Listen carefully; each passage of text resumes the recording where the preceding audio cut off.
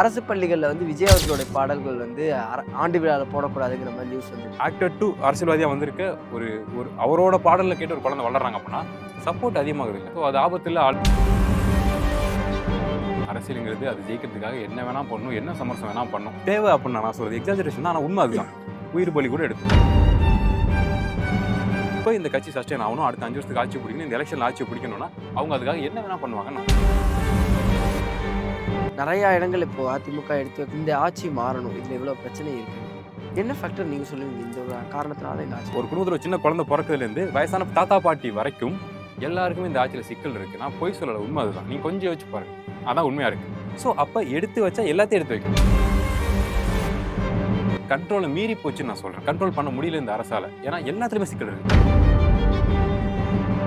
உங்க தலைவர்கள் எப்படி சேஃப் ஜோன்ல அரசியல் பண்றாங்களோ அதே டோன்ல நீங்களும் தொண்டர்களும் அரசியல் பண்ணீங்கன்னா கொஞ்சம் இழப்புகளை தவிர்க்கலாம். அதை சொல்றாங்க, இதை சொல்றாங்கட்டு நீங்க இறங்கி அடிக்க பாத்தீங்க அப்படின்னா உங்க தலைவர்களுக்காக உயிரே நான் கொடுப்பேன்டா அப்படின்னு நீங்க இறங்குனீங்கன்னா உயிர் எடுத்துருவாங்க.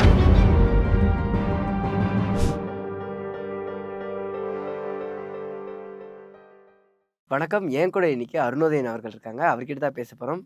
வாங்க பேசலாம். வணக்கம். வணக்கம். இன்னும் உங்களை சந்திக்கிறதுல மகிழ்ச்சி. அதாவது காலையில் ஒரு நியூஸ் கட்டிங், நான் ஃபஸ்ட்டு அது ஃபேக்கோன்னு நினச்சேன். அதுக்கப்புறம் அதை பார்க்கும்போது என்னடா இது ரியலாகவே நடக்குதா அப்படிங்கிற மாதிரி இருந்தது. அரசு பள்ளிகளில் விஜய் அவர்களுடைய பாடல்கள் ஆண்டு விழாவில் போடக்கூடாதுங்கிற மாதிரி நியூஸ் வந்திருக்கு. இந்த ஒரு நியூஸ் எப்படி பார்க்குறீங்க? ஆமாங்க. நம்ம முன்னாடி சொன்னது தான். என்ன விஷயம்னா, அவர் விஜய் சார் ஒன்ஸ் அரசியலுக்குள்ள வந்துட்டாருன்னா அவரோட பார்வை கூட அரசியலாக மாறிடும். ஸோ அப்படி இருக்கப்போ அவர் நடித்த பாடல்கள் எல்லாமே முழுக்க முழுக்க அப்போதைக்கு ஓகே, மற்ற தலைவர்கள் பயன்படுத்திட்டு இருந்தாங்க. ஈவன் என்டிகே சம்மந்தமான நபர்கள், தமிழ் தேசியம் பேசுகிற நபர்கள் கூட ஆலப்போரான் தமிழ் பாடலில் முழுக்க முழுக்க உரிமையாக பயன்படுத்தினாங்க. தமிழன் பாட்டு தானே அப்படின்னு. அது போக அரசியல் கட்சி தலைவர்கள் பல பேர் விஜய் சாரோட பாடல்களை பயன்படுத்திருக்காங்க. எப்போனா விஜய் சார் அரசியலுக்கு வரமாட்டாருங்கிற வரைக்கும். ஒன்ஸ் அவர் வந்துட்டானா பாடல்கள் அவருக்கு சொந்தமானது தான். அவர் நடித்த பாடல்கள் அவருக்கு பொருத்தமானது. அதுக்கப்புறம் தான் மற்றவங்களுக்கு பொருந்தும். ஸோ அதை பயன்படுத்துறதுக்கு ஒரு மாதிரி அசௌகரியமாக இருக்கும்ல. அதை தாண்டி பள்ளிகளில் சாரோட பாட்டை ப்ளே பண்ணால் ஜஸ்ட் ஆக்டர் விஜய் அவரோட பாட்டு நம்ம கேட்குறோம் ஆடுறோங்கிற மோடு கிடையாது. இப்போ அரசியல்வாதி விஜய். ஸோ அப்போ வேறு மாதிரி பாயிண்ட் ஆஃப் வியூ மாறும். மக்களுக்கு எதிர்கருத்துக்களோட மக்கள் இப்போ இருக்காங்கல்ல. சாருக்கு எதிராக இப்போ டிஎம்கேல கருத்துக்களை முன்வைக்கிறாரு, அவங்களோட பிள்ளைங்களாம் படிப்பாங்க. ஸோ அப்படி இருக்கப்போ கண்டிப்பாக ட்ரிகர் ஆகும். நீ எங்கள் தலைவரை எடுத்து பேசிட்டு எங்கள் பிள்ளைங்க உங்கள் பாட்டுக்கு ஆடணுமாங்கிற மாதிரி கோவப்படுவாங்கல்ல. ஸோ அந்த மாதிரி பிரச்சனைகள் நிறைய இருக்குது. இது நான் சொல்கிறது மேல் லேயர், கீழே நிறைய பிரச்சனைகள் இருக்குது. ஸோ அதனால தான் அவாய்ட் பண்ணுறாங்க. எனக்கு தெரிஞ்சு இது கரெக்டும் கூட நான் சொல்லுவேன். ஓகே. ஆனால் இது ஒரு பாடல்களை நீக்கிறதுனால எனக்கு தெரிஞ்ச வரைக்கும் இந்த ஆல் இண்டியா ரேடியோ மாதிரியான இடங்கள்ல இதை பண்ணுவாங்க. பொலிட்டிக்கலில் இந்த தேர்வுதல்லாம் வந்துச்சு அப்படின்னா அது முடிகிற வரைக்கும் அந்த பாடல்களை பயன்படுத்த மாட்டாங்க, நான் பார்த்துருக்கேன். ஆனால் ஒரு ஸ்கூலுங்கிறது ஈவன் அவங்க அந்த எலிஜிபிளாக ஓட்டர்ஸ் கூட கிடையாது. அப்படிங்கும்போது அந்த பாடல் நிறுத்துறதுங்கிறது ஒரு சில்லியான ஃபேக்டராக இருக்குது. என்ன விஷயம்னாங்க, சின்ன வயசுலேருந்தே குழந்தைங்க விஜய் சார் பாட்டை கேட்டு வளர்றது சூப்பர் தான். ஏன்னா வீட்டில் இப்போ குழந்தைங்க விளாட்றப்ப விஜய் சாரை பிடிக்கும். விஜய் சார் பாட்டுக்கு தானே ஆட ஆரம்பிச்சிருவாங்க. அவர்கிட்ட ஒரு பவர் இருக்குது. இப்போ நான் சொல்கிறேன், இப்போ ஒரு குழந்தை பிறந்தா கூட ஒரு 1.5 வருஷத்தில் சாரோட பாட்டு கேட்டு ஆடும் டிவியில் தானாவே. சார் படம் நடிக்காட்டியுமே அந்த கிரேஸ் அவருக்கு தானாவே இருக்குது. ஸோ அப்படி இருக்கப்போ நீங்கள் யோசிச்சு பாருங்கள், ஒரு ஹீரோவுக்கு குழந்தைகள் ஃபேனாக மாறுறது வேறு. ஒரு நான் தமிழகத்தை அரசியலை மாற்ற போகிறேன், எனக்கு தமிழ்நாடு வேணும், இப்போ இருக்க கட்சியை நான் எதிர்த்து நான் அரசியல் பண்ண போகிறேன்னு இருக்க ஒரு ஆக்டர் டு அரசியல்வாதியாக வந்திருக்க ஒரு அவரோட பாடலில் கேட்டு ஒரு குழந்தை வளர்றாங்க அப்படின்னா சப்போர்ட் அதிகமாகுது இல்லை. ஸோ அது ஆபத்து இல்லை ஆளும் கட்சிக்கு. ஸோ அதனால தான் அவங்க அதை பண்ணுறாங்கன்னு நினைக்கிறேன். குத்துப்பாடல்கள் அலோவ் பண்ணலாம். விஜய் சார் நடித்த குத்துப்பாடல்கள் அலோவ் பண்ணிட்டு அந்த தத்துவ பாடல்கள் மட்டும் கட் பண்ணால் கரெக்டாக இருக்குன்னு தோணுது எனக்கு. கண்ட்ரோல் ஆஃப் பொலிட்டிக்கல்னஸ் மாதிரி தெரியுது. இது ஒரு உறுதியாக அது அப்படி தான் தெரியுது. ஆனால் இதை கடந்து தான் அவங்க வரணும். ஏன்னா இது என்ன சொல்கிறது, இது நடக்க போகிற பிரச்சனைகளுக்கான ஒரு முன்னாடியே முட்டுக்கட்ட போகிற மாதிரி நான் பார்க்குறேன். ஏன்னா எல்லா ஸ்கூல்ஸ்லேயுமே எல்லா அப்பா அம்மாவுமே விஜய் சாரோட பாட்டுக்கு ஆடுறப்ப ப்ரௌடாக ஃபீல் பண்ணிட மாட்டாங்க. ஏன்னா நான் தான் ஃபஸ்ட்டே சொன்னேன்ல, இங்கே டிஎம்கே கட்சி சம்மந்தப்பட்ட நபர்களும் இருப்பாங்க. அவங்க குழந்தைகள் சில பள்ளிகளில் படிக்கும். ஸோ அப்படி படிக்கிறப்ப சார் அட்டாக் பண்ணி காலி பண்ணுறாப்புல டிஎம்கேவே டோட்டலாக சாலிடாக அடிக்கிறார். அதுக்கு என்ன ரீசனுங்கிறது நமக்கு தெரியும்னு வச்சுங்களேன். ஸோ அப்படி இருக்கப்ப அதை பார்க்குற தொண்டர்கள், டிஎம்கேயோட தொண்டர்கள், என் தலைவர் அடித்து காலி பண்ணுறேன், என் கட்சியை நீ காலி பண்ண பார்க்குற, உன் பாட்டுக்கு என் பிள்ளைங்க ஆடணுமாங்கிற ஒரு ட்ரிகர் பாயிண்ட் வரும். அது குழந்தைங்க இருக்கிற இடத்துல இது மாதிரி அந்த கொதிநிலையான விஷயங்கள் உருவாகவே கூடாது. அதனால தான் அவாய்ட் பண்ணுறாங்கன்னு நான் நினைக்கிறேன். ஆனால் இப்போது அந்த ஒரு சின்ன ஒரு ஃபேக்டர் தான், இந்த விஷயத்த பண்ணால் இது எப்படா நடக்கும் அப்படிங்கிற மாதிரி ஒரு ஃபேக்டர்லாம் பேசுவாங்க. இப்போ அந்த பாடல்கள் ப்ளே ஆகாதனால விஜய் அவர்களுடைய அந்த பாசிட்டிவ்னஸோ இல்லை அது இருக்கிற கிரேஸோ கம்மியாயிடும். இல்லை, அதுக்கு சான்சஸ் 0. அவரை எல்லாருக்கும் பிடிக்குங்க. ஆப்வியஸ்லி அவர் பிடிக்கும். ஒரு ஆக்டராக அவர் எல்லாருக்கும் பிடிக்கும். அரசியலுக்கு வந்ததுக்கப்புறம் தான் எதிர்க்கிறதுக்கு நிறைய வைக்க வேண்டியதாக இருக்குது. அதுவும் எவ்வளோ டிஃபெண்ட் பண்ணி பேசியிருக்கோம். ஸோ நம்ம சாதாரணமாக விஷயங்களை பேசுகிறோம். அதை தாண்டி நம்ம எந்த அரசியல் கட்சி சார்ந்தும் மேடைகளில் பேசுறது கிடையாது, பேச போகிறதும் கிடையாது. நம்மளோட பாயிண்ட் ஆஃப் எடுத்து வைக்கிறோம். ஓட் பண்ணுறதும் பண்ணாதும் மக்களோட விருப்பம் அப்படி தான் நம்ம பேசிகிட்டு இருக்கோம். நம்ம மீட்டருக்கே நம்ம விஜய் சார் எப்படி அப்ரோச் பண்ணுறோம். ஸோ அப்படி இருக்கப்போ ரா பாலிடிக்ஸ்னு ஒன்று இருக்குல்ல. ஸோ அதில் அவங்களுக்கு அரசியல் தான் வாழ்க்கையே, அதுதான் உங்களுக்கு வாழ்வாதாரம். நான் சொல்றது அரசியல்வாதிகளுக்கு. ஸோ அதில் தான் கவுன்சிலர் அந்த எல்லா ஹையரார்கி வட்டம் மாவட்டம் எல்லாமே வந்துட்டு இருக்கும். ஸோ அதில் இது கிராஸ் ஆகுது, விஜய் சார் கிராஸ் ஆகுறாரு, விஜய் சாரோட தொண்டர்கள் கிராஸ் ஆகுறாங்க அப்படிங்கிறப்ப கண்டிப்பாக கோவங்கள் வரும். ஸோ அந்த மாதிரி விஷயங்களை அவாய்ட் பண்ணுறது தான் அதை பண்ணுறாங்க. ஸ்டில் என்னை பொறுத்த வரைக்கும் இது ஒரு அதான் ஆபத்தான விஷயத்தை ஸ்டார்டிங்லேயே கட் பண்ணியிருக்காங்கன்னு தான் நான் சொல்லுவேன். நீங்கள் சொல்ற மாதிரி சாதாரணமான விஷயம் இது, இதை கட் பண்ணால் அது நடக்குமா அப்படின்னா நடக்கும், சீரியஸாக நடக்கும். எஸ். ஸோ அப்போ நடக்கிறதுக்கான வாய்ப்புகள் இருக்குதுங்க. உறுதியாக பிரச்சனைகளை இந்த மாதிரி விஷயங்கள் இது கட் பண்ணனால நடக்க போகிற பிரச்சனைகள் குறைஞ்சிருக்குன்னு நான் சொல்கிறேன். ஓகே. ஆனால் இந்த நம்ம கொஞ்ச நாள் முன்னாடி பேசணும், இன்ஃப்ளூயன்சர்ஸ் எல்லாரையும் வந்து ஸ்டாலின் சார் வந்து மீட் பண்ணியிருந்தாரு அப்படின்னு. இப்போ என்னன்னா, அவர் வந்து இன்ஸ்டாகிராமில் வேற ஒரு பதிவு வந்து ஒருத்தர் பேசியிருந்ததை அவர் வெளியிட்டிருந்தார். அது வந்து ஒரு பெரிய கேள்வியை எழுப்புச்சு. ஆல்ரெடி வந்து இந்த இன்ஃப்ளூயன்சர்ஸ் மீட்டப் ஒரு பக்கம் இருக்கும்போது, விஜய் அவர்களே எல்லாரும் வந்து குத்தம் சொல்றத பார்க்க முடிஞ்சது. சோஷியல் மீடியா மூலியமா அரசியல் பண்றாங்கன்னு. இப்ப தொடர்ந்து இது சோஷியல் மீடியா மூலியமா அதுவுமே வந்து ஒரு அரசியல் அது மூலியமா த்ரோ பண்ற மாரி இருக்கு. இது ஸ்டாலின் சார் வந்து போட்டிருக்க விஷயங்களான்னு சொல்றீங்க. எஸ், ஆமா. அவருக்கு தெரிஞ்சு போச்சு. இப்போ அவரோட கட்சி தொண்டர்கள் கட்சி பணிகள் செய்றாங்க. அதில் ஓட் பேங்க்னு ஒன்று இருக்கு. அது உறுதியாக போகுது. அதை உறுதிப்படுத்திட்டார். அதை தாண்டி அவங்க ஸ்ட்ராங்காக வின் பண்ணணும் அப்படின்னா அவங்க அப்ரோச் பண்ண வேண்டியது இளைஞர்களை தான், சோஷியல் மீடியா மொபைல் யூஸ் பண்ணுறவங்கள தான். மாதிரி மக்களெல்லாம் அவங்க போய் ஃபாலோ பண்ணி பிடிச்சிருவாங்க. வீட்டுக்கு வீடு போயிட்டு நம்ம தான் பார்க்குறோமே, நம்ம இருக்க வீடுகளுக்குலாம் வராங்க, சொந்தக்கார வீட்டுக்குலாம் வராங்க, செய்தி வருது. ஸோ வீட்டில் போய் பீப்புளை பார்ப்பாங்க. ஒரு பர்சனுக்கு 10 பேருங்கிற மோடில் இயங்குறதா கூட சொல்கிறாங்க. உன்னோட வேலை ஒரு 10 ஓட்டை கன்ஃபார்ம் பண்ணுறது, டிஎம்கேல நான் சொல்கிறேன். ஸோ அப்படி சாலிடாக இயங்கிட்டு இருக்காங்க மக்களை பார்த்து அவங்க பேசுகிறப்ப ஓட்டுக்காக. அதை தாண்டி நமக்கு மொபைல் யூஸ் பண்ணுறவங்க நீங்கள் எப்படி அப்ரோச் பண்ணுவீங்க? அவங்க தான் அது ஃபன்னாக பார்க்குறாங்க, மீமாக பார்க்குறாங்களே. குறிப்பாக ஸ்டாலின் சாரோட அந்த கடந்த ஆட்சியில் நடந்த நிறைய விஷயங்களை வந்து ட்ரோலாக தான் நம்ம பார்த்துருக்கோம், ஃபன்னாக தான் பார்த்துருக்கோம். ஸோ அப்படி இருக்கப்போ ஃபன்னாக பார்க்குற ஒரு நபரை சீரியஸாக பார்த்து அவங்களுக்கு ஓட் பண்ணுறதுங்கிறது கேள்விக்குறி. ஸோ அப்போ உறுதிப்படுத்தணும் அவங்கள. ஸோ அப்போ அவங்ககிட்ட இணக்கமாக மாறணும். நானும் கமர்ஷியலிஸ்டாக, நானும் உங்களை மாதிரி தான், நானும் யூஸ் பண்ணுவேன், நானும் ஜாலியாக இருப்பேன், பாருங்கள் எனக்கு நீங்கள் சப்போர்ட் பண்ணீங்கன்னா நம்மளாம் சேர்ந்து இயங்கலாம், நானும் உங்கள் டைப் தான் அப்படின்னு நமக்குள்ளே வர்றதுக்கான முயற்சி தான் இது. ஆனா இது எப்படி ஒர்க் அவுட் ஆகும்னு நினைக்கிறீங்க? நம்மளே ஒருத்தவங்கள வந்து இது மாரி பண்றதுன்னு சொல்லிட்டு, அதே ஒரு கட்சியில இருக்கிறவங்களே அத பண்றதுங்கிறது. அரசியலுங்க என்னை பொறுத்த வரைக்கும் அரசியலுங்கிறது அது ஜெயிக்கிறதுக்காக என்ன வேணா பண்ணும், என்ன சமரசம் வேணா பண்ணும். அதுக்கு தேவை. நான் சொல்றது அரசியல்னா இந்த கட்சி அந்த கட்சி அந்த கட்சியில் பொதுவாக அரசியல் நான் சொல்கிறேன். ஸோ அது தேவை அப்படின்னு நான் சொல்கிறது எக்ஸாஜரேஷன் தான். ஆனால் உண்மை அதுதான். உயிர் பலி கூட எடுத்துக்கும். அது உறிஞ்சி போட்டுரும். ஒரு மனுஷன் உள்ளே போகிறான் அப்படின்னா அரசியல் அவன் பயன்படுத்திக்கிறான், அரசியல் அவனை பயன்படுத்திக்கிறாங்க தான் விஷயம். நீங்கள் நல்லா கவனிச்சு பாருங்கள், அரசியலை பயன்படுத்திக்கிறோம் நல்லா வளர்ந்து போயிடுவாங்க.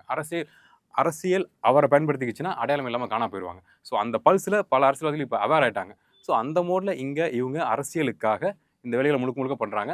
அவங்க இதை என்ன சொல்கிறது, இதெல்லாம் பண்ணி நம்ம கட்சியை வளர்க்கணுமா, இப்படி தான் நம்ம கொள்கை கட்சி ஆரம்பத்தில் வளர்ந்துச்சா, சோஷியல் மீடியா மூலமாக வளர்ந்துச்சா, குழந்தைகள் மூலமாக வளர்ந்துச்சா, இன்ஃப்ளூயன்சர் மூலமாக வளர்ந்துச்சாலாம் யோசிச்சு பார்க்க மாட்டாங்க. இப்போ இந்த கட்சி சஸ்டெயின் ஆகணும், அடுத்த 5 வருஷத்துக்கு ஆட்சி பிடிக்கணும், இந்த எலெக்ஷன் ஆட்சி பிடிக்கணும்னா அவங்க அதுக்காக என்ன வேணால் பண்ணுவாங்கன்னு நான் சொல்கிறேன். ஓகே. ஆனா இப்ப சார் போட்டிருந்த அந்த வீடியோ பார்த்தீங்களா? உங்களோட இது என்னவா இருந்தது? என்னவா இருந்துச்சுன்னா பார்க்குற ஆடியன்ஸுக்கே தெரியும். ஒரு சரியான பர்ஃபார்மர் அவர். நல்லா பர்ஃபார்ம் பண்ணியிருக்காரு. ஒரு சாதாரண மனுஷனால இப்படி பேசவே முடியாது. அதுவும் திக்காமல் திணறாமல். எனக்கு புரியல, டிஎம்கேக்கு சப்போர்ட் பண்ணுறது தப்பு கிடையாது, அவங்களோட தனிப்பட்ட விருப்பம். ஆனால் இவ்வளோ ப்ளசண்ட்டாக பழைய ஆட்சியை குறை சொல்லி இவ்வளோ பாசிட்டிவாக நீங்கள் டிஎம்கே சப்போர்ட் பண்ணுற அளவுக்கு ஆட்சி அவ்வளோ பாசிட்டிவாக இருக்கா? கடந்த ஒரு வாரத்தில் டிசாஸ்டர் ஆகி கிடக்குது. மாணவி வன்புணர்வு செய்யப்பட்டு அதுக்கான சொல்யூஷன் கிடைக்காம இருக்குது. தமிழ்நாடே கொந்தளிச்சு போயிருக்கு. தமிழ்நாட்டில் பெண்களுக்கு பாதுகாப்பு இருக்கா இல்லையான்னு பதட்டப்படுற அளவுக்கு இருக்க சுச்சுவேஷனில் நீங்கள் இவ்வளோ சந்தோஷமாக சிரிச்சிட்டு வீடியோ போடுறீங்க அப்படின்னா இது எங்களால் ஏற்றுக்க முடியல. சம்திங் தப்பாக இருக்குது. இல்லைங்க, பேசிக்காக நான் சொல்கிறேங்க, சில பேசிக் அந்த நடிப்பில் ஏபிசிடி தெரியும். சென்டென்ஸ் தெரியாட்டியும் நாவல் எழுத முடியாட்டியும் நடிப்பில் ஏபிசிடி தெரியும் கற்றுட்ருக்கோம்ல. ஸோ இது ஃபுல்லாக நடிப்புங்க, இது பச்சையாக நடிப்பு இது. ஸோ அதெல்லாம் நம்ப தேவையில்ல, ஃபன்னாக இருக்குன்னு நான் சொல்கிறேன். ஏன்னா இதை சாதாரண சோஷியல் மீடியா சுற்றிச்சு அப்படின்னா அது ஓகே தான், ஏதோ பண்ணுறாங்க அடையாளம் காண்றதுக்காக, இல்லை தன்னை பற்றி தெரியணும் அப்படிங்கிறதுக்காக, எலெக்ஷன் டைமில் ஏதாவது அதுக்காக பண்ணுறாங்கன்னு சொல்லலாம். ஸ்டாலின் சாரே இதை ஷேர் பண்ணியிருக்காரு அப்படிங்கிறப்ப இது பக்கா பிளான் தான். எதிர்ச்சியாக நடந்த உடனே தேடி பிடிச்சலாம் ஸ்டாலின் சாரோட அக்கௌண்ட்டுக்கு அது போய் உடனே ஷேர் பண்ண மாட்டாங்க, அவ்வளோ வெரிஃபை பண்ணுவாங்க. ஸோ அவ்வளோ ஆர்டர் போய் இதெல்லாம் கரெக்டாக இருக்குது, சொல்ல அந்த விஷயத்தை கரெக்டாக அவர் சொல்லியிருக்காரு. சார் இதை நீங்கள் போஸ்ட் பண்ணலாம், கரெக்டாக தான் இருக்குது, நம்மால் தான் அப்படிங்கிற மூலம் தான் இந்த ப்ராசஸ் நடந்திருக்கு. ஆனால் அவர் பல இடங்களில் சொல்லும்போது ஈவன் நிறைய பேருக்கு அந்த திட்டங்களோட பெயர்கள் வந்து அவ்வளோ அக்யூரேட்டாக தெரியாது. மேபி என்ன திட்டம்ங்கிறது மேபி தெரிஞ்சிருக்கும். அவ்வளோ அக்யூரேட்டாக திட்டங்களை சொல்கிறாரு, பாஸ் எடுக்கிறாரு. அது வந்து ஒரு பல கேள்விகளை உருவாக்குற மாதிரி இருக்கு. கேள்வியெல்லாம் ஒன்றுமே கிடையாது, நடிப்பு, பச்சை நடிப்பு அது. ஸோ சப்போர்ட் பண்ணணும்னு பிளான் பண்ணிட்டாப்புல. எனக்கு தெரிஞ்சு நான் தனிப்பட்ட முறையில் ஒரு யாருன்னு கூட எனக்கு தெரியாது. இருந்தாலும் இவ்வளோ ப்ளசண்ட்டாக ஒரு வேன் தான் நினைக்கிறேன், ஒரு பால் வண்டி டைப்பில் உள்ளது தான். அதுக்குள்ளே உட்காந்துட்டு இந்த வெயிலுக்கெல்லாம் இவ்வளோ பாசிட்டிவாக பேச முடியுது அப்படின்னா சம்திங் ஏதோ ஒரு ஆதாயம் அவருக்கு கிடச்சிருக்குன்னு நல்லா உணர முடியுது. ஏதோ ஒரு பயங்கரமான ஆதாயம் கிடச்சிருக்கு. கொஞ்சம் பிரச்சனை தீர்ந்துச்சு அப்படிங்கிற மாதிரி. அது என்ன ஆதாயங்கிறது உங்களுக்கே புரியும். ஏன்னா என்னாலேயோ உங்களாலேயோ ஈவன் டிஎம்கே ஆட்சி அதுக்கு சப்போர்ட் பண்ணுற நபர்களாலேயோ இந்த வெயில் காலத்தில் இப்படி உட்காந்து ஒரு வேனுக்குள்ளே சந்தோஷமாக பேச முடியாது. விஷயத்தை வேணால் ஹார்டாக சொல்லலாம், எனக்கு பிடிச்சிருக்கு, கம்பேரிட்டிவ்லி இந்த கட்சி நல்லா இருக்கு, நான் சப்போர்ட் பண்ண போகிறேன், நீங்கள் சப்போர்ட் பண்ணு சொல்லலாம். இவ்வளோ ப்ளசண்ட்டாக உட்காந்து இப்படி கூலாக சிரிச்சுக்கிட்டு பாஸ் எடுத்துக்கிட்டு ரியாக்ட் பண்ணிக்கிட்டு பெர்ஃபார்மெண்ட் பேச முடியுது அப்படின்னா அதுக்கு ரீசன் ஏதோ ஒரு ஆதாயமாக ஒரு கிடைச்சிருக்குன்னு தான் நான் சொல்லுவேன். ஆனால் அதை வந்து இவர் போஸ்ட் பண்ணதுங்கிறது ஒரு சரியான விஷயமா? அதாங்க நான் சொல்கிறேன். ஃபஸ்ட்டு நான் டீட்டெயிலாக சொல்லிட்டேன்ல, அரசியல் என்ன வேணால் பண்ணும், மக்களை இது பண்ண. ஏன்னா இப்போ சொல்லல, சின்ன பசங்க 2 பேர் வந்தாங்க ட்ரெண்டிங்காக இருந்தாங்க. அவங்கள நமக்கு பிடிச்சிருந்துச்சி. எனக்கு அந்த பசங்களை பற்றி நான் ஃபாலோ பண்ணதே கிடையாது. இந்த படம் மூன் வாக் படத்துக்கு ப்ரொமோஷன் பிரபுதேவா சார் கூட போட்டிருந்தாங்க. அதில் மஜா வச்சு எனக்கு ரொம்ப பிடிச்சி போச்சு அந்த பசங்களை. டக்குன்னு பார்த்தா அந்த பசங்க எங்கே நிற்கிறாங்க. ஸோ குட்டி பசங்களை பிடிச்சிட்டாங்களா, அந்த செட் ஆஃப் ஃபாலோவர்ஸை பிடிச்சிட்டாங்களா, அதுக்கப்புறம் மிட் லெவல் ஃபாலோவர்ஸ், இப்போ நம்ம அப்பா அம்மா கொஞ்சம் பேர் இருக்காங்க, அவங்க மொபைல் யூஸ் பண்ணுறாங்கல்ல, அந்த ஏஜ் பீப்புளை பிடிக்கணும். ஃபேஸ்புக் கேங் ஒருத்தவங்க இருப்பாங்கல்ல, இன்னைக்கு இதை ஷேர் பண்ண நல்ல செய்தி நடக்கும், அந்த மாதிரி கேங்கை பிடிக்கணும். ஸோ அதுக்கு இந்த நபர் பர்ஃபெக்ட் சாய்ஸ். நல்லா கவனிச்சு பாருங்க. நீங்கள் இன்ஸ்டாவில் ஒரு முகத்தை பார்க்குறத விட ஃபேஸ்புக்கில் இப்போ நம்ம பார்த்தோம்ல, அந்த வீடியோ பார்த்தோம், எவ்வளோ பொருத்தமாக இருக்குது. ஃபேஸ்புக்கில் இந்த ஏஜில் ஒரு நபர் இவ்வளோ கரெக்டாக பேசுகிறாரு, நம்பர் மக்கள் இருக்காங்க. உண்மைதான் போல, நம்ம தான் தப்பாக புரிஞ்சுக்கிட்டோம், கரெக்டாக தானே பேசுகிறாரு, உண்மைதான், இந்த கட்சிக்கு ஓட்டு போடலாம் அப்படின்னு ஒரு மைனாரிட்டி பீப்புள் மாறதுக்கான சான்சஸ் இருக்குது. அதுக்கான முயற்சி தான் அது. நீங்கள் யோசிச்சு பாருங்கள், ஒரு 5000 ஓட்டு சொல்லுங்கள், 5000 ஓட்டு சொல்லுங்கள், ப்ராஃபிட் தானே அது, அதுக்கான வேலை தான் அது. ஆனால் இப்போது நிறையா இடங்கள் இப்போது அதிமுக எடுத்து வைக்கிற இது என்னவா இருக்குது அப்படின்னா, இந்த ஆட்சி மாறணும், இதில் இவ்வளோ பிரச்சனை இருக்குன்னு. என்ன ஃபேக்டர் நீங்கள் சொல்லுவீங்க இந்த ஒரு காரணத்தினால தான் இந்த ஆட்சி மாறணும்? இல்லை, எல்லாத்துலேயுமே இங்கே சிக்கல் இருக்குது. எல்லா ஆட்சியிலுமே சிக்கல் நடக்கும் நம்ம பார்த்துருக்கோம். ஆனால் இங்கே அது அதிகமாக தெரியுது, பதிவு செய்யப்படுது, மக்கள் அதனால் அதிகமாக பாதிக்கப்படுறாங்க. கண்ட்ரோலை மீறி போச்சுன்னு நான் சொல்கிறேன். கண்ட்ரோல் பண்ண முடியல இந்த அரசால். ஏன்னா எல்லாத்துலேயுமே சிக்கல் இருக்குது. பெண்களுக்கு சிக்கல் இருக்குது, போதைப்பொருள் சிக்கல் இருக்குது, வேலைவாய்ப்புகளில் சிக்கல் இருக்குது, இளைஞர்களுக்கு என்ன சொல்கிறது, ஸ்ட்ரெஸ்ஸுங்கிற விஷயங்கள் ரொம்ப அதிகமாகி போச்சு. அதை தாண்டி பர்சனலாகவே ஆணுக்கும் பெண்ணுக்கும் குடும்பத்துக்கும் நிறைய சிக்கல்கள் போயிட்டுருக்கு. இந்த நேரத்தில் கண்ட்ரோல் பண்ண முடியாத பல சிக்கல்கள் நடக்குது. அதை ஏடிஎம்கே வந்து ரொம்ப சாலிடாக சொல்லிட்டு இருக்காங்க. அதை தாண்டி இப்போ டிஎம்கே கவர்மெண்ட் எதில் கான்சன்ட்ரேட் பண்ணுறாங்க அப்படின்னா, அவங்க வெல்லணுங்கிறதெல்லாம் கடைசி ஒரு 1.5 வருஷத்துக்குள்ளே பார்த்தீங்க அப்படின்னா, மக்களுக்கு நடக்கிற சிக்கல்களுக்கு அவங்க கவனத்தை செலுத்திருப்பாங்களா, இல்லை அவங்க ஆட்சி வெல்றதுக்கான ப்ராசஸ்க்குள்ளே போயிருப்பாங்களான்னு கேட்டால் முழுக்க முழுக்க அதை நோக்கி தான் அவங்க நடந்துட்டு இருப்பாங்க. அதை மக்கள் கவனிக்கிறாங்கல்ல. ஸோ அதை தாண்டி ஏடிஎம்கே அதை கவனிக்குதுல்ல. ஸோ அப்போ அதை தான் அவங்க கான்சன்ட்ரேட் பண்ணி பேச ஆரம்பிப்பாங்க. குறிப்பாக சின்ன சின்ன தவறுகள் நடக்குது, அங்கங்கே கொள்ளை வன்புணர்வு நடக்குதுன்னா அதை பதிவு பண்ணிட்டு பொதுப்படையாக ஒரு விஷயத்தை எடுத்து வைக்கிறாங்க. இந்த ஆட்சிக்கு எதிரான ஒரு விஷயத்தை எடுத்து வச்சோன்னா அது எல்லாமே பொருந்துது நான் சொல்கிறேன். ஒரு குடும்பத்தில் ஒரு சின்ன குழந்தை பிறக்கிறதுலேருந்து வயசான தாத்தா பாட்டி வரைக்கும் எல்லாருக்குமே இந்த ஆட்சியில் சிக்கல் இருக்குது. நான் பொய் சொல்லலை, உண்மை அதுதான். நீங்கள் கொஞ்சம் யோசிச்சு பாருங்கள், அதான் உண்மையாக இருக்குது. ஸோ அப்போ எடுத்து வச்சா எல்லாத்தையும் எடுத்து வைக்கலாம். பெண்களுக்கு எதிரான குற்றங்கள், பாலியல் வன்புணர்வாக இருக்கட்டும், சிறுமிகளுக்கு எதிரான குற்றங்கள், போக்சோ வழக்குகளாக இருக்கட்டும், இல்லை அந்த போதை, மிக மோசமான போதை. இப்போ நான் சொல்கிறது இந்த கஞ்சா அப்படிங்கிற விஷயம் சொல்கிறாங்களே, அதோட பயன்பாடு அதிகரிச்சிருக்குங்கிறது அதிகமாக எல்லாரும் பேசுகிறாங்க. அண்ணாமலை சார் கூட நிறைய இடத்துல பதிவு பண்ணியிருக்காரு. அது அது ஆப்வியஸ்லி அதுவே ஒழிக்கப்பட வேண்டிய ஒரு விஷயம். ஆனால் அதை தாண்டி மிக மோசமான போதைப் பொருள்கள்லாம் வந்து கிராஸ் ஆகிறதெல்லாம் நம்ம கேள்விப்படுறோம்ல. காவல்துறை பயங்கரமாக நடவடிக்கை எடுக்கிறாங்க, நம்ம பார்க்குறோம். அவசரமாக கூட நடவடிக்கை எடுத்திருக்காங்க, நல்ல விஷயம். ஆனால் ஸ்டில் அது இங்கே இருக்குல்ல, எப்படி வருது? ஸோ அதெல்லாம் நினச்சா கண்ட்ரோல் பண்ண முடியும், அரசால் பண்ண முடியும். அவங்களால முடியாது ஒன்றுமே கிடையாது. ஸோ அப்படி இருக்கப்போ அதையும் தாண்டி அவங்க ஆட்சி மாற்றம், அவங்களுக்கான ஸ்பேஸ் வேணும்னு சொல்லி இயங்கிட்டு இருக்காங்க. அதுதான் காரணம். அதுதான் ஏடிஎம்கே தொடர்ச்சியாக பேசிகிட்டு இருக்கு. ஆனால் இப்போது இந்த ஒரு ஃபேக்டர்ஸ் எல்லாத்தையுமே நம்ம எடுத்து வைக்கிறோம். தொடர்ந்து எந்த இடத்துல போனாலுமே வந்து அதிமுக சைட்லேருந்து இந்த ஒரு டாபிக் எல்லாத்தையுமே எடுத்து வைக்கிறாங்க. எந்த ஒரு விதத்தில் திமுகலேருந்து அதிமுக டிஃபர் ஆகுதுன்னு நினைக்கிறீங்க? ஆமாங்க. எப்போவுமே அந்த குடும்ப ஆட்சி முறை அப்படின்னு ஒரு சொல்லுவாங்க. அது நமக்கு சின்ன வயசுல தெரியல. அப்புறம் போக ஃபாலோ பண்ணா, ஆமா இல்ல குடும்ப ஆட்சி மோட்ல தானே இருக்கு அப்படின்னு. அதுக்கு நீங்க எதிரா ஒரு கருத்து எடுத்து வைக்க முடியாதுங்கிறேன். இல்ல குடும்ப ஆட்சிலாம் கிடையாது. நல்லா பாருங்க, திறமை உள்ளவங்க தான் வர்றாங்க அப்படின்னா, டிஎம்கேல திமுகல நான் ஸ்டாலின் ஐயாவை எனக்கு ரொம்ப பிடிக்கும். அவர் கட்சிக்காக ரொம்ப தன்னோட வாழ்நாள் இழந்திருக்காரு. ஸோ அதுக்கான எலிஜிபிள் பர்சன் நான் சொல்லுவேன். ஸ்டில் அவரை விட திறமையான அரசியல் அறிவு கொண்ட நபர்கள் டிஎம்கேக்குள்ளே இருக்காங்களா இல்லையா, அனுபவம் வாய்ந்த நபர்கள் இருக்காங்க தானே, கண்டிப்பாக இருக்காங்க, நமக்கே தெரியுமே. ஸோ அப்படி இருக்கப்ப ஸ்டாலின் ஐயா வாய்ப்பு கொடுக்குறாங்க அப்படின்னா அது குடும்ப ஆட்சி தானே. அதை ஏற்றுக்கவும் வைக்கிறாங்க. கட்சிக்குள்ளே இருக்க நபர்களுமே அதை ஏற்றுக்கிட்டு, ஆமாம் எங்களுக்கு புரியுது, நாங்கள் அதுக்கு சப்போர்ட் பண்ணுறோன்னு சொல்கிறாங்கன்னா, அப்போ இது முழுக்க மன்னராட்சி முறை தானே. அதை அவங்க ஸ்ட்ரக்சராக அவங்க ஏற்றுக்கிட்டு அதை நகர்ந்துட்டு இருக்காங்க. அதோட ஹையரார்க்கி நம்ம முழுக்க பார்க்க முடியுது நம்மளால். இப்போ எஸ், கலைஞர் ஐயா தவறிட்டார், அதுக்கப்புறம் ஸ்டாலின் ஐயா வந்தார், அதுக்கப்புறம் ரெடி பண்ணிட்டாங்க. ஏன்னா அர்ஜென்டாக இந்த படம் இருக்கும், சுந்தரா டிராவல்ஸில் டக்குன்னு ரெடி பண்ணுவாங்க ஒரு பையனை மேரேஜுக்கு, டக்குன்னு பூசி ரெடி பண்ணுவாங்கல்ல, அந்த மாதிரி நம்ம உதயநிதி சார் வந்து டக்குன்னு அரசியலுக்கு ரெடி பண்ணாங்க. அவர் சில எலெக்ஷன் படி சொன்னார், நான் அரசியல் வர தேவையில்லை, எங்கள் அப்பா அரசியல் தான், நான் ஏன் வரணும், அந்த கட்டாயம்லாம் கிடையாதுங்கிற மாதிரி கூலாக சில்லாக பேசிட்டு தான் எனக்கு ரொம்ப பிடிச்சிருந்துச்சு. வா, இப்படி ஒரு அரசியல் ஒரு பையனா ரொம்ப சில்லாக இருக்காரு அப்படின்னு. டக்குன்னு கட் பண்ண ஒரு 8-10 வருஷத்துக்குள்ள துணை முதலமைச்சராக பக்கத்தில் நெருங்கி வந்துட்டாப்ல, அந்த பொறுப்பு வரைக்கும் நெருங்கி வந்துட்டாப்ல. சரி, ஓகே, நெருங்கி வந்துட்டீங்களா, புரியுது, உங்களுக்கு ஏஜ் இருக்குது, மன்னர் ஆட்சி முறைன்னு சொல்கிறீங்க, ஓகே. அதுக்குள்ள இன்னொரு நபரையும் சேர்த்து கொண்டு வராங்க பொறுப்புக்குள்ள, இன்பநிதி ஐயாவையும் கொண்டு வராங்க. ஸோ அப்படி இருக்கப்ப இது பெர்ஃபெக்ட் பிளானிங் தானே. இந்த பிளட் லைன்னா தமிழ்நாட்டுக்குள்ள டிஎம்கேல ஆட்சி பண்ணணும். மத்தவங்கலாம் சப்போர்ட் சிஸ்டமாவே இருங்க. நான் சொல்றது டிஎம்கேக்குள்ள இருக்கவங்களே சப்போர்ட் சிஸ்டமா இருங்க. அது எப்படி ஒரு ஹப்பா இயங்குது அப்படின்னா, அந்த மன்னராட்சி முறைங்கிறது, குடும்பாட்சி முறைங்கிறத ஏத்துக்கிட்டாங்களே டிஎம்கேல. ஸோ ஹையரார்க்கில அந்த குடும்பம் இயங்கும். அதுக்கு அடுத்தடுத்து இருக்க சப் ஹையரார்க்கில நபர்கள் சப்போர்ட் பண்றாங்கல்ல, அந்த நபர்களோட குடும்பத்தில பொறுப்பு வந்து வச்சுட்டு இருப்பாங்க. அந்தந்த மாவட்டங்கள்ல, அந்தந்த பகுதிகள்ல அந்தந்த நபர்களோட குடும்பத்தில உள்ளவங்க பொறுப்பு வச்சுட்டு இருப்பாங்க. ஸோ ஒரு ப்ராப்பரான ஒரு மன்னராட்சி முறை ஸ்ட்ரக்சர வந்து உருவாக்கி வச்சுட்டாங்க. இத உடைக்கிறது ரொம்ப ரொம்ப கஷ்டம்னு நான் சொல்றேன். ஆனா இப்போ டிஎம்கே வந்து அதிமுக மேல வைக்கிற முக்கியமான விஷயம், இபிஎஸ் அவர்கள் சடனா வந்து ஒரு சிஎம் ஆயிட்டாரு. அவருக்கு வந்து அவர வந்து மக்கள் யாரும் தேர்ந்தெடுக்கல. சடனா வந்துட்டாரு அப்படிங்கிறது தான். இத எப்படி பார்க்குறீங்க? அதாவதுங்க சடனா வந்தாலுமே திறமை இல்லாட்டி சஸ்டெயின் பண்ண முடியாது. ஒரு படம் சரியில்லாட்டி ஒரே நாள்ல மக்கள் சொல்லிடுறாங்க நல்லா இல்லன்னு. படம் ஓட மாட்டேங்குது. அப்படி இருக்கப்ப, நீங்க மக்கள ஆட்சி பண்ணணும். தினம் தினம் நம்ம தூங்கி முழிக்கிறோம்ல, இந்த நாட்டுக்குள்ள. அப்ப யார நம்பி முழிக்கிறோம்? நாடு பாதுகாப்பா இருக்கும். முதலமைச்சர் நம்மள பார்த்துக்குவாருன்னு தானே முழிக்கிறோம். ஸோ அப்படி இருக்கப்ப, அதுல சின்ன சிக்கல்னா கூட மக்கள் பிரளயமாயிருவாங்க, வெடிச்சு எழுந்துருவாங்க. மொத்தமா போராட்டம் பண்ண ஆரம்பிச்சுருவாங்க. ஒரு லிமிட்டுக்கு தான் தாங்குவாங்க. ஸோ அப்படி இருக்கப்ப, 4 1/2 வருஷம் ஐயாவால ஆட்சி பண்ணியிருக்க முடியுது அப்படின்னா, அவரால முடியுதுன்னு அர்த்தம். அவருக்கான அந்த பவர் இருக்குன்னு அர்த்தம். இல்லாட்டி அந்த 4 1/2 வருஷம் தமிழ்நாடு டிசாஸ்டர் ஆயிருக்குமே. நடக்கக்கூடாத மிக மோசமான விஷயங்கள் நிறைய நடந்திருக்குமே. சில சில சம்பவங்கள் நடந்துச்சு. அத நான் இல்லன்னு சொல்லவே இல்ல. ஆனா, அத தாண்டியுமே ஆட்சி பண்ண முடிஞ்சுன்னு நான் சொல்றேன். அவரோட பவருக்கு, அவரோட எஃபோர்ட்டுக்கு. அதுவும் நீங்க நல்லா கவனிச்சு பாருங்க, பொலிட்டிக்கல் பேக்கிரவுண்ட் இல்லாத, மீன்ஸ் அவர் கத்துக்கிட்ட அரசியல் வச்சு அவர் அந்த இடத்துக்கு வந்திருக்காரு. மத்தபடி முழுக்க முழுக்க சின்ன வயசுலேருந்து ஊட்டி வளர்த்து, இவரோட பையன், இவருக்கு இவ்வளோ வேல்யூ இருக்கு, இவர் யாரும் இப்படி பேசக்கூடாது. நீங்க யோசிச்சு பாருங்க, இப்ப வந்து ஸ்டாலின் ஐயா வராரு, சின்ன வயசுலேருந்தே அவர் இருக்காரு அப்படிங்கிறப்ப, அவருக்கு கிடைக்கிற மரியாதையும் கட்சிக்குள்ள, எடப்பாடி ஏடிஎம்கேல வந்திருக்காருங்கிறப்ப, அவருக்கு கிடைச்சிருக்க மரியாதை நீங்க கம்பேர் பண்ணி பாருங்க. மனிதர்கள் எப்படி பார்த்துருப்பாங்க. ஸோ வளரும்போதே நீங்க பெருமைக்குரியவரா எல்லாரும் உங்களுக்கு வணக்கம் வச்சு வளர்றாங்க அப்படிங்கிறப்ப, அந்த ஆட்டிட்யூட் எப்படி இருக்கும் நீங்க அரசியலுக்கு வர்றப்ப, அதிகாரத்துக்கு வர்றப்ப, உங்களுக்கு எதுவுமே கிடையாது, சப்போர்ட்டே கிடையாது. என்னோட ஓன் எஃபோர்ட் போட்டு நான் அரசியலுக்குள்ள வர்றேன் அப்படிங்கிறப்ப, அதுக்கான சப்போர்ட் எப்படி இருக்கும்? ஸோ மக்கள் அத ஏத்துக்கிட்டாங்கன்னு நான் சொல்றேன். ஒரு பாயிண்ட்ல டவுட் ஆனாங்க. என்னப்பா டக்குன்னு இவரத்துக்கு வச்சிட்டீங்க அப்படின்னு. ஆனா பார்த்தா, பரவால்ல இவரால முடியுது. இவரு சிரிச்ச முகத்தோட அப்ரோச் பண்றாரு அப்படிங்கிற விஷயம் இருக்குல்ல. அந்த 4 வருஷம் மக்கள் அவர ஏத்துக்கிட்டனால தான் அவரால ஆட்சி பண்ண முடிஞ்சுன்னு நான் சொல்றேன். மக்களோட இணக்கமா தான் இருந்தாரு, இருப்பாரு. கண்டிப்பா. ஆனா ரீசென்ட்டா இந்த இஷ்யூ நம்ம பேசினோம். ஆதவர்ஜுனா அவர்கள் வந்து ரஜினிகாந்த் அவர்கள பேசின இஷ்யூ வந்து பேசியிருந்தோம். எனக்கு என்னன்னா, இந்த தூத்துக்குடி சம்பவத்த திசை திருப்புறக்காக தான் இப்ப ரஜினிகாந்த் அவர்களோட ஸ்டேட்மெண்ட் விடுறாரு. அதுக்கு எதிரா பலர் வந்து குரல் கொடுக்க முடிஞ்சுது. அந்த இஷ்யூக்கான திசை திருப்புற விஷயம் தான் இதுவா? அதுதான் சார் அதான் சொல்லியிருக்காப்புல. தூத்துக்குடி இஷ்யூ வந்து டிஸ்ட்ராக்ட் பண்றதுக்கு என்னோட இஷ்யூ தூக்கி வச்சு பேசுறாங்க அப்படின்னு. அதுவும் ஒரு காரணம் தான், அது நமக்கு புரியுது. அதே சமயம் அதுவும் பண்ணக்கூடாதுல்ல. நீங்க மன்னிப்பு கேட்டுட்டீங்க. நம்ம இன்டர்வியூல சொல்லியிருந்தோம். மன்னிப்பு கேட்டாலுமே அது ஏத்துக்கொள்ளக்கூடியதா இருக்காது. நீங்க பேசின வார்த்தைகள் தப்பு அப்படின்னு. ஸோ நீங்க பேசிட்டீங்க. அது அநாகரிகமானது. அது நீங்க பண்ற அரசியலுக்கும் ரஜினிகாந்த் சாருக்கும் துளியும் தொடர்பே கிடையாது.